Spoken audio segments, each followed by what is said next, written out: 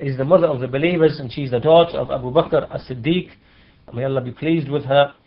And the Messenger sallallahu alaihi wasallam, he married her while she was in her 7th year, and he consummated the marriage when she was in her 9th year. And the Shaykh says that this is an evidence to show the permissibility of marrying like a young person who is like a young girl who is, even though her permission has not been sought, because here the Shaykh says that she was in her 7th year, and in the 7th year a girl doesn't have the, like the isn't at the stage where she can make her own decision, or doesn't have her own choice. However, her wali, the wali, can stand in her place only when he sees a maslaha in that. When there is some maslaha, when there's some benefit in marrying her when she's young, then, for example, that he marries her to a man who is righteous, or an alim, a person who is a faithful scholar, because clearly there's some maslaha in that. And just as like in this example, as Abu Bakr as-Siddiq, he married his daughter to the Messenger of Allah sallallahu alaihi wasallam, who was just in her 7th year of age, and in that age she didn't have any permission or any choice to make a decision. However, the wali, he stood in her place, or he took responsibility of her, and because he saw a maslaha, like he saw like a clear benefit in marrying her to the Messenger of Allah, and by extension, as the Shaykh said, that when a man says that he's going to marry to someone who's a pious person, or something of that nature. And then the Shaykh goes on to say that from this situation here likewise is an evidence that it shows an evidence for marrying like an older person with like a young girl. And the Shaykh says that what these people do today, like when they start writing, like these people, when they start warning from it, and start shouting out, and they start criticizing this action, and they consider it to be like an evil and an action and something that's strange, and they start to they start spreading it in the magazines and the newspapers and all of the means of communication. They start writing about these affairs and speaking about the one who does this. And likewise, even in the lectures and the sermons, you find that someone might do this. Yet we find that the Messenger ﷺ, that he married Aisha whilst he was approaching his 50s, and she was in the 7th year of age. So this shows that there's no harm when there is a maslaha, when there is a benefit in that, when there's clearly a benefit to be seen in that. And this is something that can be even encouraged when there is a benefit in that.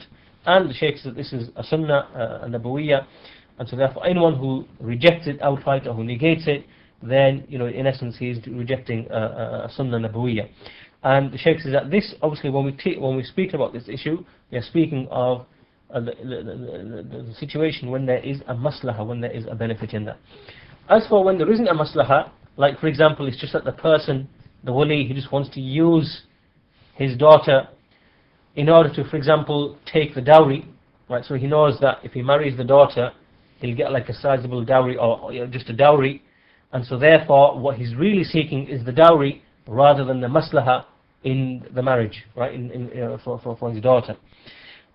Or for example, that he just wants to use the marriage in some way, but which isn't really in her benefit, then this is not permissible. This is not permissible at all. So the benefit that we're talking about is the benefit in the marriage, and the benefit for the girl, when there's a maslaha in that for the girl. As for the maslaha a person seeks, to get some dowry or some other thing which isn't in the interest of the girl, then that isn't, in that situation, it's not permissible to do that.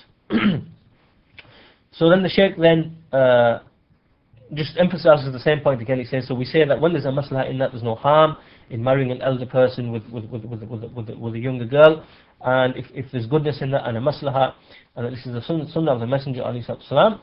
And then the Shaykh goes on to bring another issue, which is that Aisha radiallahu anha was the most superior of all of the wives of the Prophet ﷺ, with the exception of Khadija radiallahu anha.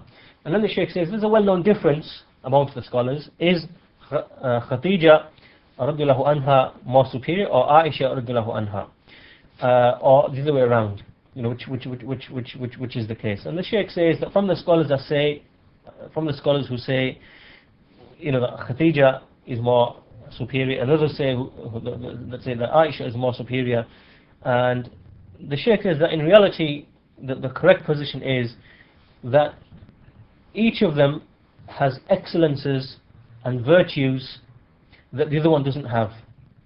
Right? So Aisha radiallahu anha has certain excellencies and virtues and things that Khadija doesn't have, and likewise Khadija radiallahu anha has excellencies which Aisha doesn't have. But in any case, the ijma, or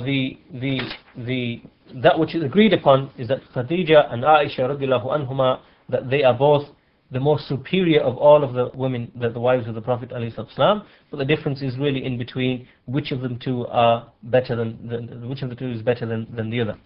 And then the Shaykh says that Aisha, who is the narrator of this hadith, radiallahu anha, that she is, she was a scholar from amongst the scholars of the Sahaba. She was a faqiha, and she used to narrate a hadith from the Messenger sallallahu alaihi wasallam, and even the senior amongst the Sahaba used to go back to her in order to for narrations and for fatawa.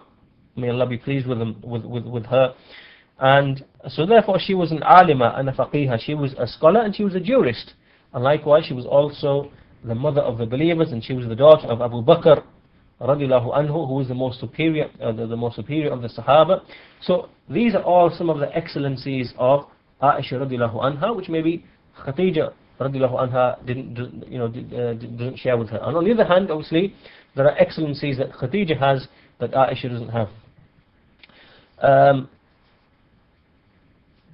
And so coming on to the hadith, that the Aisha then narrates the hadith that the Messenger ﷺ said, whoever makes an oath to obey Allah, let him obey him, and whoever makes an oath to disobey Allah, then let him not disobey Allah.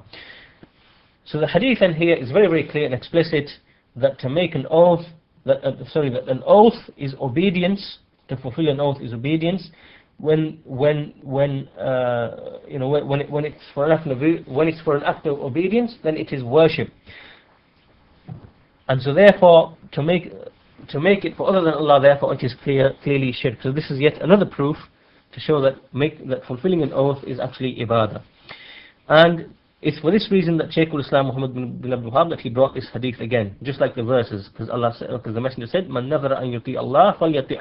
So because the Messenger commanded Allah to be obeyed for a person who made an oath, this proves clearly that making an oath is actually ibadah. So therefore, from this angle, what Shaykhul Islam said in the chapter heading, that it's from shirk to make an oath to other than Allah, is correct, because we've established it's an act of worship. And then the Shaykh says that when the Messenger said, whoever makes an oath to obey Allah, meaning with, for example, prayer, or with fasting, or with a hajj, or with an umrah, or with charity, or with an i'tiqaf, or with any other type of obedience, فَلْيَطِعْ, then let him obey him. Let him obey him. So, meaning let him fulfill this oath. Let him do this oath. So this shows again that an oath is worship, and it is obligatory to fulfill the oath. Because, as we said before, it's like a debt that a person owes to Allah. It's a responsibility that a person has, and which he owes to Allah subhanahu wa ta'ala. So two things there. Number one, it establishes that an oath is worship, and at the same time, the Messenger said, فَلْيَطِعْ, let him obey Allah, meaning that let him fulfill the oath. Again, so proving a second thing, that to fulfill an oath is actually, it's obligatory once he's made it, if it's for Allah subhanahu wa ta'ala. And then the last half of the hadith, وَمَنْ نَظَرَ أَنْ يَعْصِ اللَّهِ فَلَا يَعْصِهِ, that whoever makes an oath to disobey Allah, then let him not disobey him. So for example, a person makes an oath that he will cut off the ties with his family, or that he will cut off the ties with his father or his mother or his brother. All of this is disobedience. No, it's not permissible to fulfill such an oath if he makes it. Or he might make an oath to kill some person. Not permissible, because it's disobedience. Or because to kill someone with other than a due cause or a due right, then that is